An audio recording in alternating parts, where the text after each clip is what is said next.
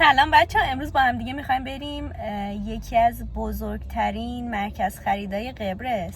و چون قبرس خیلی بزرگ نیست، خب خیلی هم مرکز خرید نداره، یعنی این تقریبا بزرگترین مرکز خریدشه که خیلی هم البته بزرگ نیست، اما خب نداره دیگه، یعنی تنها مرکز خریدیه که میتونی تمام مارکا رو توش پیدا بکنی و خب چیزای خوبی داره معمولا. حالا با هم دیگه قیمت ها رو بهتون نشون میدم، بررسی بکنین و خب اگر میخوایم مقایسه بکنین با کشور خودتون یا حالا اون جایی که ساکن هستید. من خب الان پشت فرمونم، خیلی گوشی دستم نمیگیرم، رسیدم براتون ویدیو میگیرم. بچه نمیدونم میدونید یا نه، قبرس کلن خیابوناش برعکسن، یعنی مثل ایران نیستن اصلا. و خب فرمونم برعکسه، یعنی اینجا که باید راننده می بود جای شاگرده در واقع، و جای شاگرد و راننده برعکسه. کلا میدون ها اینا همه برعکسه. بچه ها قبرس با اینکه اردیبهشت ماهه ولی خیلی هوا گرمه، یعنی الان 34 درجه است. و خب من ماشین رو اینجا زیر سایه پارک کردم و بریم داخل مرکز خرید با هم دیگه. خب دقیقا اینه دیگه، سیتی مال، سینما و طبقات بالاش هم مثل حالت کافه و بار و اینا داره. وسطش اینجا فروشگاهاشم. بریم داخل.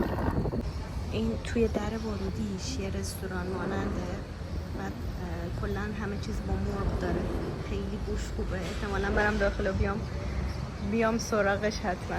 خب بریم داخل.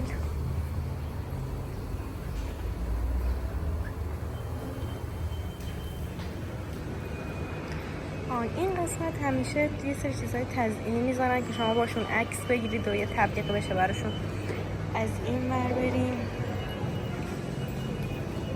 الان با اینکه خیلی هوا گرم شده ولی بازم نگاه کن خیلی لباساشون هنوز خیلی لختی و اینا نیستن، ولی خب واقعا هوا میطلبه که آدم لباسای خنک بپوشه. کلا اینجا 3 طبقه است دیگه، یعنی یه طبقه همکفی که حالا من الان داخلشم، یه طبقه پایین داره، اینم همکفه، یه طبقه بالا داره که لباسه دیگه. طبقه بالاییش حالا از اینجا خیلی پیدا نیست، اون مثل حالت رستوران و کافه و ایناست. بچه اینه مثل حالت دستفروشای خودمون، خیلی چیزاشون باحاله، چشم و نظر و این چیزا دارن.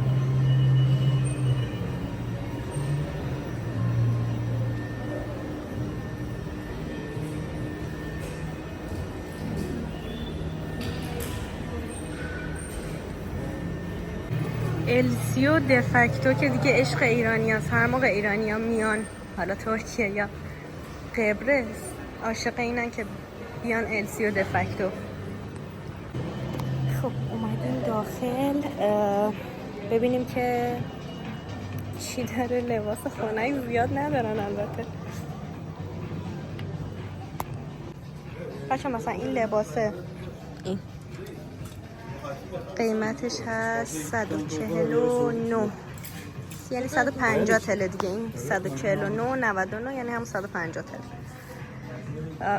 یعنی نیازه که شما الان که من براتون این ویدیو رو میگیرم ضرب در 2 بکنین اوکی میشه دیگه، یعنی 150 تله میشه 300,000 تومان اگه بخوایم به تومان حسابش بکنیم دیگه. باحالن کلا. مثلا این چیزا شورتک لیا اینجوری هن، یعنی دروشون یه چیز حالت دامن مانند میخوره، اینا 800 تله است دیگه. میدونی ضرب در 2 بکنی. مثلا با همین هم که بغلش گذاشتن میشه ست کرد، چیزای باحالی میشه. اینم 199 تله است. البته اینجا بیشتر انگار بچگونه است این قسمتش. مثلا از اینا من خیلی دیدم، الان خیلی تنه، همه دارم میبینم. قیمتش هم نزده که، نه متاسفانه افتادم از دستم.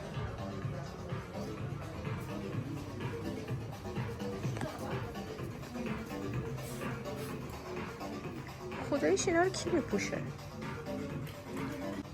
بچه قسمت لباس زیرش هم هست. مثلا این شورت ها 199 200 تلس دیگه، یعنی 400,000 تومان میدی این شورتو. البته نه، این 60 نه هم 199 تلس. آره دیگه به تومان میشه تقریبا 400,000 تومان که نیاز شما بپردازین برای این شورت توری.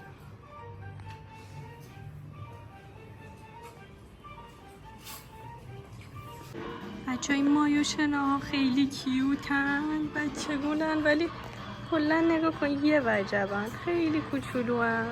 قیمتشون هم 299 تلس، ولی خیلی بامزن. قسمت مردونش هم اینجا میشه. این کلا لباساش نمیدونم چه جوری ان، قیمتشون یکم بالاست، اما خب خیلی مثل حالت موندگار نیستن دیگه، یعنی زیاد نمیتونی بپوشی. اینجوری نیست که اونقدری که پول میدی بپوشیش. خب بریم السی واکیکی رو ببینیم. باز السی قیمتاش مناسب ترن، ولی خب حالا ماندگاری اونم دیگه بستگی به جنسش داره دیگه.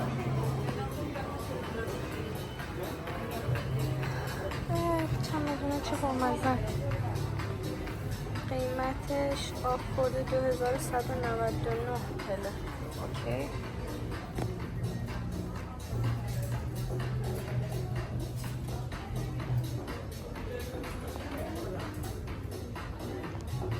منم ببینیم.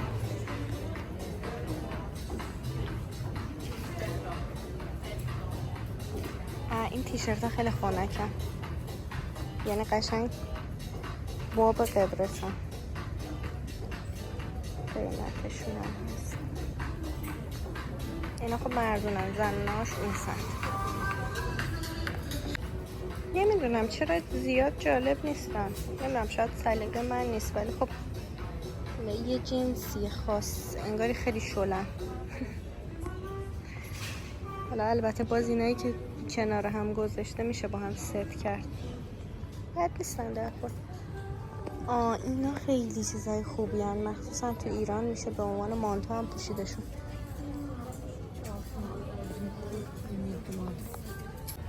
اینجا خیلی رنگ و خوشگلن.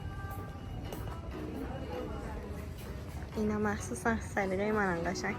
اینجا قبلا شلوار لی بود، اما خب الان دیگه لباس گذاشتن توش دیگه. لباسای خوشگلی هم هستن به نظرم. بعد کلا من دوربینو میگیرم چون میکروفون ندارم، میخوام که صدام برسه. کلا چون که قبرس گرمه، لباسای مشکی شما زیاد نمیتونین پیدا بکنین دیگه، یعنی همه لباسا هم زنونه هم مردونه اکثرا رنگن. برندهای دیگه هم ببینین. این برند پولو.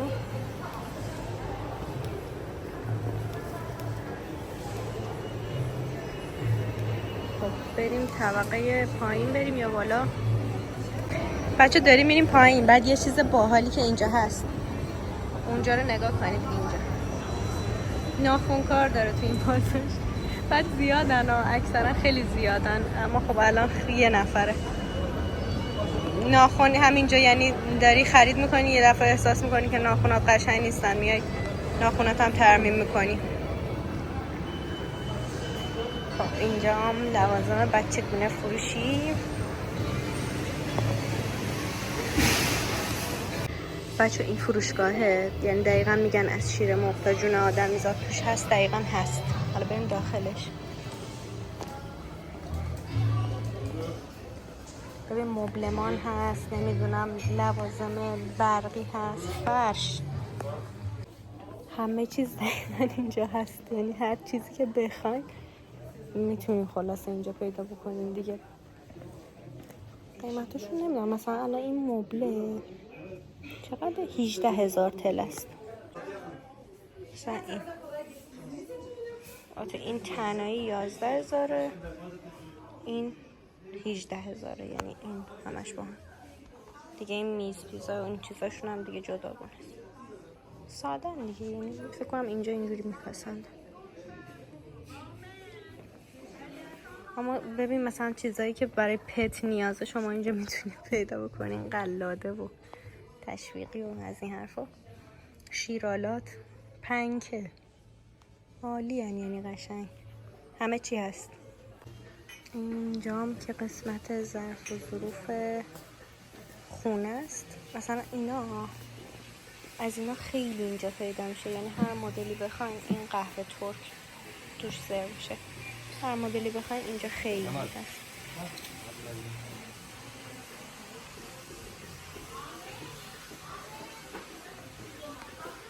اینا هم خیلی بامزه، این اسباب بازی بچگونه و این نگاه کنید اینو قشنگ یه شهر بازیه برای خودش.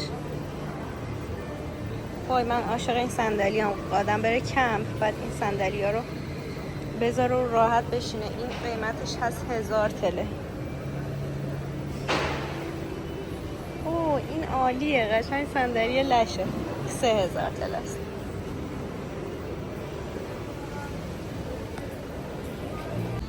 بچه اومدم اون رستورانی که بهتون گفتم خیلی بوش خوبه، الان منوشو با هم دیگه میبینیم، قیمتشو میبینیم و خودش مزاش هم مثل بوش خوبه. اینا خیلی فرقی با هم ندارن، یعنی همشون یه مرغ و سیب زمینی یا سبزیجاته. مثلا این که اینجاست این پاستا هم داره، قیمتشون هم میبینیم دیگه.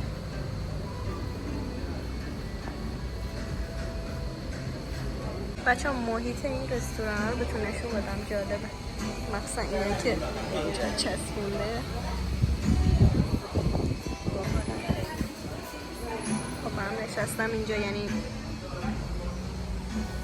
اینجا میزی که هست کنار پنجره است، پنجره هاش هم کلا بازه.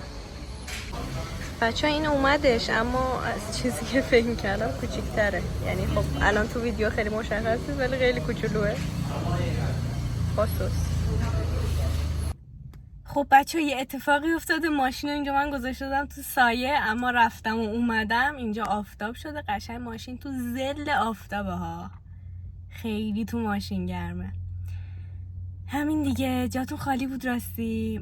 اون کاشیک بود فکر کنم اسمش، اونی که من سفارش دادم خیلی خوب بود، جاتون خالی. کم هم نبود البته خداییش، من فکر کنم گرسنه‌ام بوده که خیلی احساس کردم کمه، اما خب خوب بود واقعا حجمش.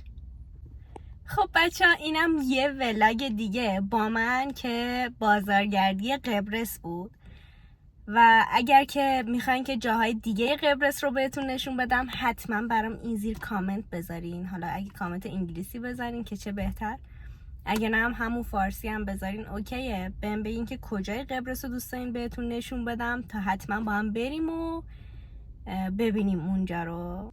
بچه راستی سابسکرایب یادتون نره، چون توی این چنل میخوایم هر جایی که من رفتم رو با هم بریم و جای مختلفش رو ببینیم که حالا شاید یه نفر دوست داشته باشه بیاد قبرس. من اصلا در باغ سبز بهتون نشون نمیدم، همه چی رو بهتون میگم.